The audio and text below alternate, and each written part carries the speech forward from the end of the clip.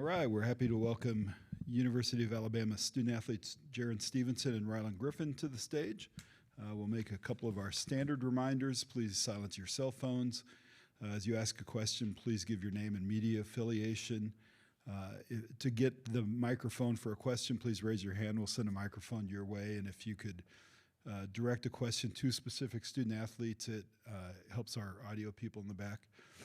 Recording press conferences on cell phones and cameras is prohibited in this area. You'll be able to download the audio and video as well as transcripts from the good people at ASAP right after this session is finished. And we'll go ahead and open it up to questions for Alabama student athletes.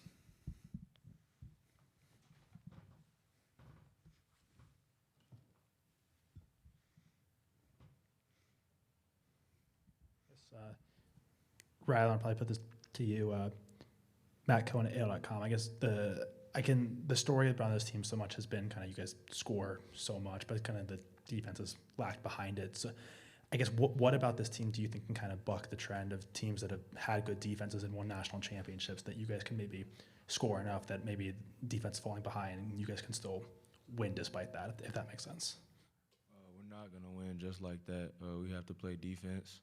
So, everybody knows our defensive ranking and stuff, but that doesn't really matter right now. It's just we could be a top 20 defense in this tournament and then win the whole tournament. So all that other stuff is just in the past, and we just look forward to the future. And I think we have a team that's capable of playing great defense in the future, like starting now. So we just got to be consistent with it. Richard over to the Arizona Republic. Both you guys can answer this, but I just wonder if you guys had a chance to watch Grand Canyon play last night and what you took away from that and their kind of athleticism and being able to disrupt the offense with their ability to block shots and that kind of thing. Jarin, let's start with you. I watched a little bit of Grand Canyon play. They're very athletic. Again, going in for offensive rebounds, getting steals, getting blocks. We got to be careful with that. I feel like we got the team to spread the ball, spread them out, and make plays. Rylan? Yeah, Grand Canyon, like he said, Grand Canyon, they're like, they're in a mid-major conference, but they're really like pretty much a high-major team.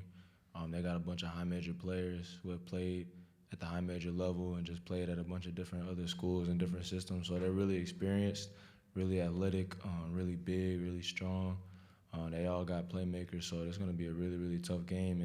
And they went out against a great St. Mary's team that deserved to be in the position that they were in and beat them. So we got to come out ready to go.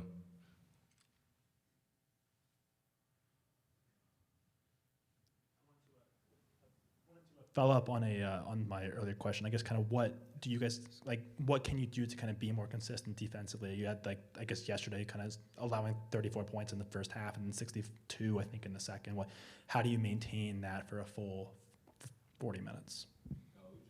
We just gotta focus and pay attention, stay locked into the scouting report, stay locked into the game plan, and just cover each other, be there for each other, help each other, make it hard on the other team, and just be great IQ defenders and not selfish defenders. So just making sure we do that consistently, and we did it great in the first half, and I think we also did it great in the second half until the end. So yeah, it was like midway through the second half, they had only made 2 threes. So I think we guarded pretty well in the second half till the end, but we got to make sure we do it full 40, not 24, not 30, not 25, just full 40.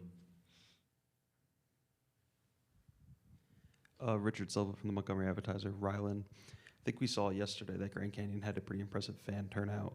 If that is the same way tomorrow, how do you think you guys have handled that this year, kind of hostile environments, and how do you think you'll handle it tomorrow? Yeah, we've been to Tennessee, we've been to Auburn, we've been to Kentucky, we've been to all these places, so it's not nothing that we're not gonna have seen before. We just gotta be able, in those games that I mentioned, we actually let the crowd get in our heads, so we just gotta make sure we come in and be like, hey, if they have a big crowd, it's nothing that we haven't seen before. The game is gonna be played on the court, not in the stands, so just if they have a big crowd, we gotta make sure we just tune it all out and make sure we get the win because that's what we came. That's what the game is going to be played on the court. So we can control whether we win or not the fans. Of course, the fans are a big boost always, but at the end of the day, the game is played on the court. So yeah, they can bring as many people as they want. It really did. We brought as many people as we wanted. Like we played Tennessee at our home floor, had a big crowd, and still lost because the game is still played on the court. So yeah, that's all I got to say about that.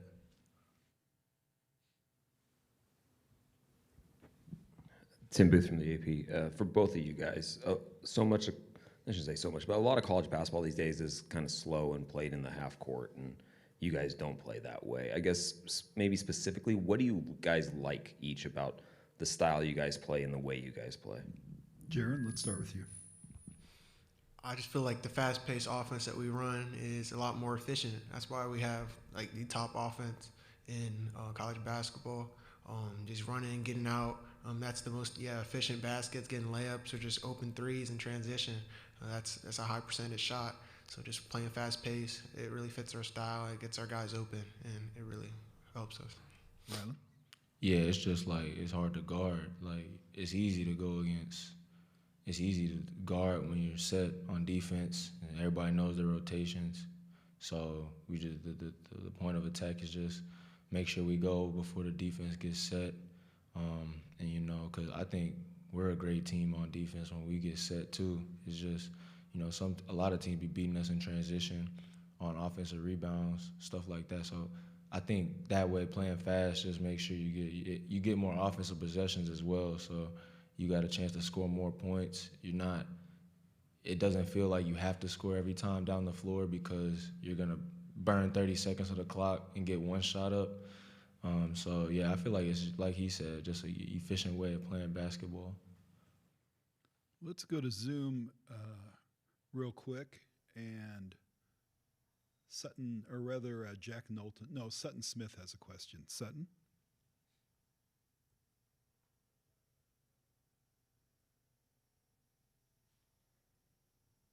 Can you guys hear me? I'm sorry.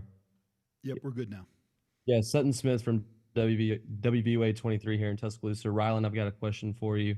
As part of the backcourt at Alabama, one of the best backcourts in the nation, what have you guys worked on all year that has made y'all so efficient? We just share the ball, make shots, get to the paint. Like we pretty much all our guards, pretty much everybody on the team can pass, dribble, and shoot. So when you got 5 people out there that can do that, it's kind of hard to guard. But as far as the backcourt, we just push each other every day. Like it'd be me against Aaron sometimes, Mark against Trelly, me against Mark against Trelly. Like you just mix it up, throw them together, and we just make each other better. Like iron sharpens iron. So just practicing against them dudes every single day made me better for sure, and I think it's made all of us better. Let's go back to Zoom for Jack Knowlton. Jack? Hey, can you guys hear me? We're good. Cool. For both of y'all, Nate's kind of talked about recently how you guys, kind of really enjoy playing with each other, and that's kind of helped when y'all have gone through some adversity. What have you guys told each other in those moments of kind of hardship, and how have y'all kind of bonded over the course of the season, even going back to the summer? Jarin? I think the big thing is mudita. It's a big word that we try to strive for and follow, is vicarious joy for each other and each other's success. I feel like we just try to follow that and just push each other, make sure that we're there for each other and each other's help. Or like if somebody makes a mistake, we're there for them, we cheer them on, and they're just being there for each other. Rylan? Yeah, just same thing. Like I love playing with this team. Like even after a loss, like I still love these dudes. It's not like I'm upset or with anybody or anything. Like it's just stuff we got to do to get better. But like I love coming to practice the next day, seeing all these dudes. I love going to war with these dudes. So it makes it more fun, and it makes you want to compete a little bit harder. Because now it's when to go home, and I don't want this team to go through anything like where our season is ending on a bad note. So just it makes me go harder just for my brothers. And I think everybody has that same type of attitude.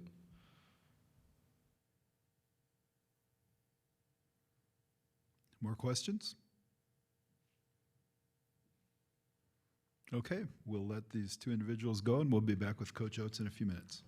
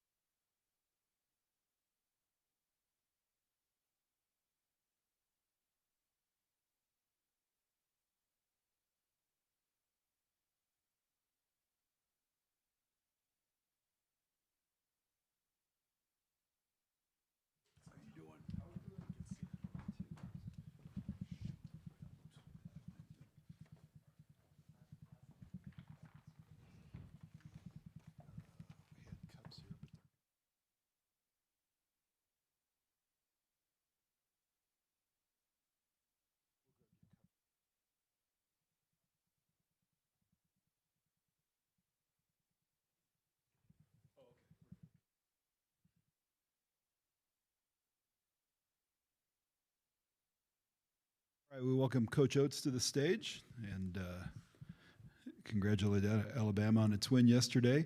A couple of the standard reminders: please silence your cell phone. Please, if you have a question, mention your name and media affiliation. Raise your hand and we'll get a microphone to you. If you're joining via Zoom, please use the raise hand function for questions and we'll get to you as time allows.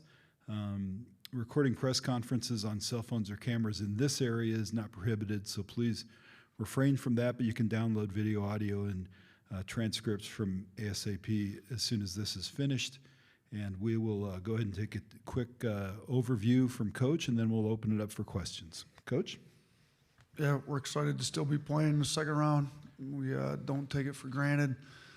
I thought our defense was good for large stretches against Charleston. It's going to have to be even better against Grand Canyon. You know, it's the first time I really looked at them was watching the St. Mary's game last night. They've got a high major roster. I mean, they've got more athleticism than a lot of high major teams. So, you know, Coach Drew's done a great job. They obviously got a lot of support from their administration with how they're running their program. You know, there's a reason they've been winning multiple WAC titles since Coach Drew's got there. He was in our league in the SEC for a while. He knows what SEC talent looks like, and he's got some SEC talent on that roster. So, you know, they're one of the best rim protecting teams in the country. You know, they turn people over a lot. They play hard. They like to get up and down. Hopefully they still like to get up and down. Our guys obviously like to play a little up and down, as evidenced by the 109 points or whatever we had last game out. So I don't know if this will be first to 100 again or not, but should be for an entertaining game because they've got athletes. We like to get up and down. They've got some big time scorers, you know, and there's going to be some plays. There's guessing there'll be quite a few highlight reel plays on both sides. Hopefully we can limit their highlight reel players, but I think we both had a nice little underneath out of bounds alley-oop that looked a lot different than what I would finish back when I played. So we're looking forward to playing them, but they're good. We're going to have to really guard. We're going to have to keep them out of the paint. So, but I think, you know, for the most part, we're healthy. Latrell's, you know, if you saw how much he was bleeding with the nose injury, you know, we kind of let him rest in the hotel rather than doing a shoot around just to try to get some of the swelling to go down a little bit. But I think he should be good to go for tomorrow. But other than that, we're pretty healthy and ready to go. Really healthy for this time of the year. Questions for Coach? Richard Obert, Arizona Republic. Like you said, what they did against St. Mary's was incredible. Their athleticism, being able to block shots, steal the ball. And this is going to be a totally different style, the way you play than St. Mary's. So do you feel that's going to be an advantage, or how can you make that an advantage for your team? Yeah, St. Mary's are a really good team. I mean, you know, they won a really good league. They're tough, they're physical, and I thought Grand Canyon out physicaled St. Mary's, to be honest with you. And now we played against some of the toughest, most physical teams in the country in our league. You know, I think Tennessee's right at the top of that list. Mississippi State's very tough, physical. I think Florida did a good job being physical with us. You know, and those have been some of the games we struggled with, but we've also done well. Like Mississippi State, very tough, physical. We've been able to beat them twice. Tennessee beat us twice. You know, Florida, we, you know, beat them once, lost twice. So Auburn, we split with. They're pretty tough, physical. So we've played some tough, physical, athletic teams in our league. I think it's prepared us for a game like this. I think, I mean, I would have thought maybe St. Mary's slow pace would have caused problems with Grand Canyon. It didn't so much. You know, I'm not sure how deep Grand Canyon is. They play about 7 guys the majority of the minutes. So I would hope playing, you know, second game in 2 days, you know, we can get out and run on them a little bit. Our front court's pretty deep. I think, you know, we got to keep our guards as fresh as they can to keep the pace up. But I would hope it would be an advantage with us. But shoot, they're pretty athletic and like to run too. So, you know, I don't think they're a team that's going to try to bridle their thoroughbreds and rein them in. I mean, I'm not Coach Drew, but I think you recruited athletes to play athletic, so my guess would be they're going to let their athletes play athletic, and my guess would be this be a game that's pretty up-tempo.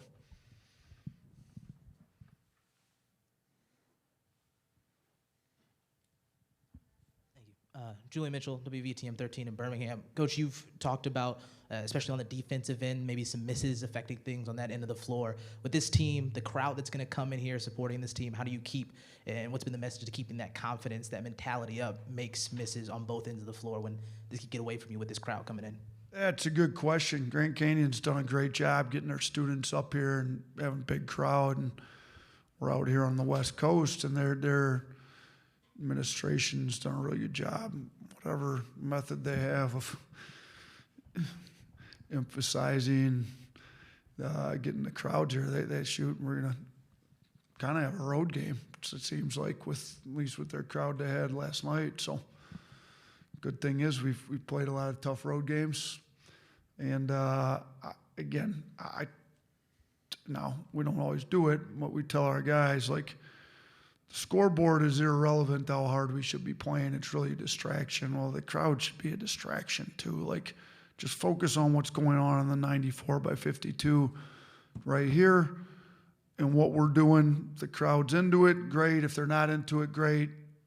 Whether there's 15,000 people in Coleman or whether we're in a practice where nobody but us is in the gym, it should have zero effect on your effort. Now, we're human, and sometimes that doesn't happen, but we're going to try to – if you don't turn the ball over and give them a bunch of highlight reel plays going the other way, I think you can – I don't know that you're going to totally keep the crowd out of it, but you can keep them down. I mean, the crowd gets amped with these highlight reel plays. Now, a lot of their highlight reel plays are an opponent's mistake, whether it's a turnover leading to a dunk, whether it's a big-time block shot on a shot you shouldn't have taken, whether, we got to do a good job of playing sound, fundamental, solid, tough, gritty basketball, which I think will keep the crowd down a little bit. But, it's college basketball. I like having a crowd. So whether it's an away crowd, a home crowd, there's pack the place full and let's play in front of a bunch of people. I think the band, the crowd, the student section, I mean, it's a better crowd than professional sports, and I think it's what makes one of the things that makes college basketball. So I'm looking forward to having a good crowd in here tomorrow. Hey, Coach, Matt Cohen at AL.com. I know you talked yesterday about kind of it taking guard play to win in March, and you guys have that. But I wanted to kind of ask further about that because obviously, the mold of most national champions in the past 20 years has been kind of a top 20 offense, top 40 defense.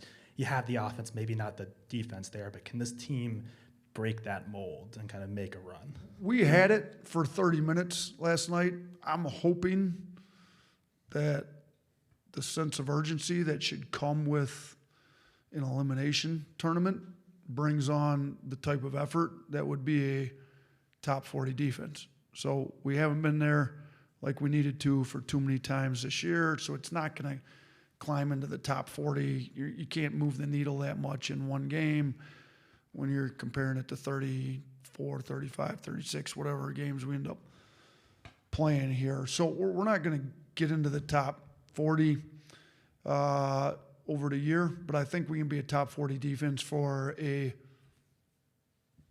however many game stretch here. Hopefully it's 5 more games if we can keep this thing going. If we can have the number 1 offense in the country and a top 30 or 40 defense, we have a chance to make a deep run. I thought we had a top 30 or 40 defense for about 30 minutes.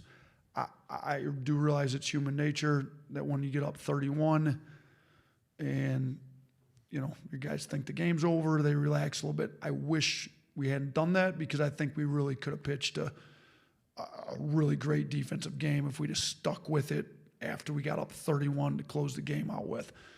I don't think we're going to get up 31 on Grand Canyon. They got too many athletes. They're a really good team. Charleston was a good team too, but Grand Canyon's level of athleticism is a lot different.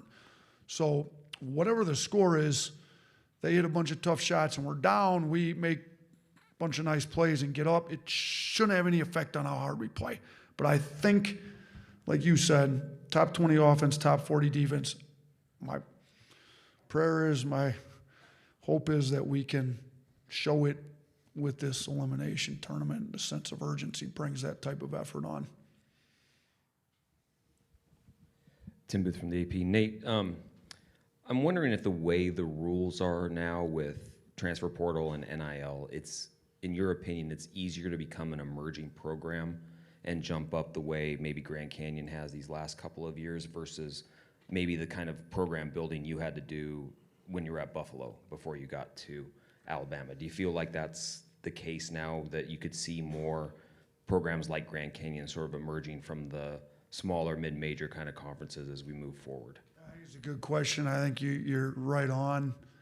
If you've got an administration, a donor base that wants to contribute heavily to your collectives, and you're able to go, I think technically it's not supposed to be involved in recruiting. I think we all know how that works.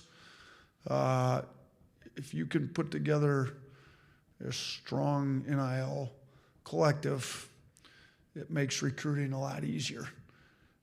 So it's a lot easier to elevate a program quickly if you've got the support behind the program than it was.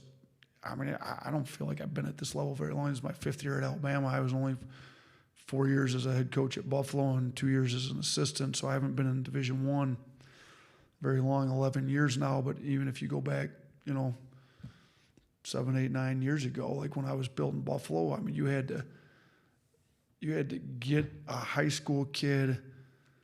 We ended up being 14th in the country at Buffalo and won some high major games, but we had to, I don't want to totally say get lucky, but you had to kind of hit on some high school kids that everybody else missed on, didn't think they were good enough. And now, if you're at a place like a Grand Canyon, some of these kids are coming back from some really good programs. I mean, they got some transfers from, it's not like these programs missed on them. They just went somewhere and they had an NBA player playing in front of them and they couldn't get enough minutes and want to play. And now they're going to come back down and now they're looking like they belonged at the high major school that they went to initially. So and it's a lot easier to do that recruitment with some of the resources that may, and I don't know, look, Grand Canyon looks like they've got, we played down there when I was an assistant at Buffalo. Crowd was great. Facilities were great. You could tell they're investing in trying to build this program, and they hired Bryce Drews, a high major head coach that knows what he's doing. This program is definitely on the rise. They won a tournament game.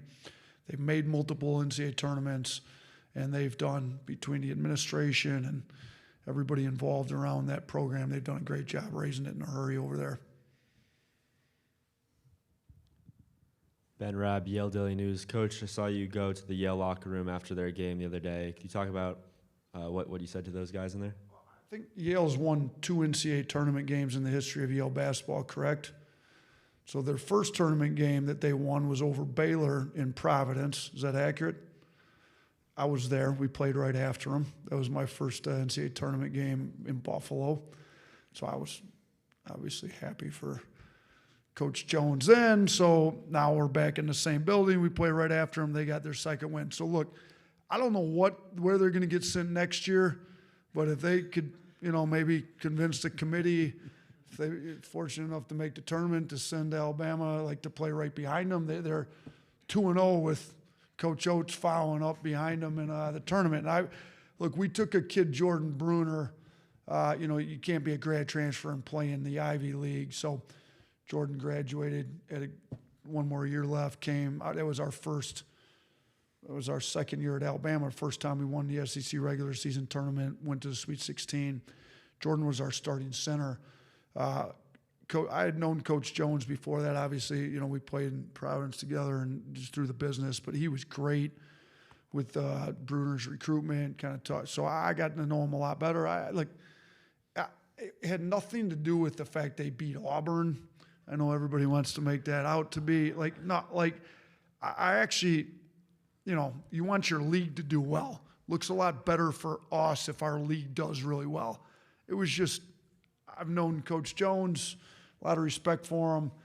I was at Buffalo as a 13 seed playing Arizona. I know the feeling in that locker room. I just wanted to go there. It was not, I didn't talk to their team or anything. I just congratulated Coach Jones, who's, by the way, an unbelievable coach. I mean, he's done great work at Yale for a long time. Like, he's a great coach and a good friend in the business. I just want to congratulate James on a win. Hi, Coach. Gianna Cephalou, Clue TV. I wanted to ask about the impact Mark Sears has had on your program, and obviously his mother, too, is a big proponent and cheerleader for him in the stands as well. Just get your thoughts on that. She's got a lot of energy, that's for sure. Yeah, she's telling me I don't ever see her. I'm focused on the game. You know, when I go back and look at the TV replay after the game, she's telling me she's getting more into it on defense. So, like, maybe it's like some synergy between the two of them. Like, he gets in a better stance if she gets in a better stance on the defensive end. So she's got a lot of energy. You know, we need Mark playing with the same energy she's cheering with. I think he's been pretty good here lately. I thought his defense was great yesterday. I mean, look, Mark's leading us in scoring. He's second-team All-American. He's first-team All-SEC. He's a really good player. Their family's from the state of Alabama. He's the one kid we got on this team from the state of Alabama. You know, she's been following Alabama basketball for a long time before Mark was even there.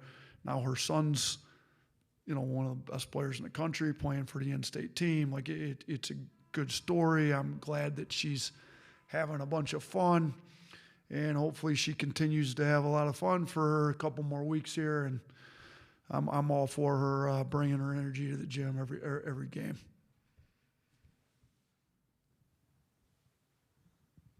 Coach D. Jackson, CBS 42 in Birmingham. You touched on something about human emotion earlier. Unfortunately, yesterday we had some human emotion that cost a team possibly a loss yesterday with the player being ejected. At this point in the tournament, is there a time where you talk to your kids about how important staying emotionally fit, how important that is for your team to advance? Yeah, for sure. I mean, we've had some issues like that in the past too. Guys make an emotional, knee-jerk reaction decision that it's not in the game of basketball and costs you. I mean, we had a player suspended for a game earlier this year, and it's not who we want to be, and I know Coach Pearl, it's not what they want to be. And I talked to my team even before that. I'm sure he did too, but sometimes players make decisions and you don't have full control over your players' decisions. But yeah, I make the point to our team, like, it doesn't matter how much trash is talked, how much dirty play you feel is being done to you. We're trying to win on the scoreboard. We're not trying to win a rock fight. We're not trying to win a backyard brawl. That has nothing to do with the scoreboard. If we're trying to win the game of basketball on the scoreboard, anything that has anything to do with giving the opponent an advantage, to free throws, ejection, it's not winning the game of basketball. I don't care to win a fight, a brawl, a trash-talking contest, like none of that. If it brings a tee and it helps them score more points, we don't want it. When you lose and you go home, every single point matters. You look at how many 1 or 2 possession games are in the NCAA tournament. It comes down to there's no time for. I mean, I had it happen at Buffalo. I mean, we won 3 MAC tournament championships, and we're able to go to 3 NCAA tournaments in my 4 years there. The 1 year we didn't. We had a kid get a flagrant foul, and it cost us in that game. Like, so I've had similar incidents, and you feel for the rest of the Auburn team and Coach Pearl, because I'm sure that they all didn't want that. And shoot, you know, he was a good player for him, but you gotta make better decisions when the season's on the line. All right, we're out of time with Coach Oats. We'll say thank you, and we'll be back with the Grand Canyon folks in a few moments.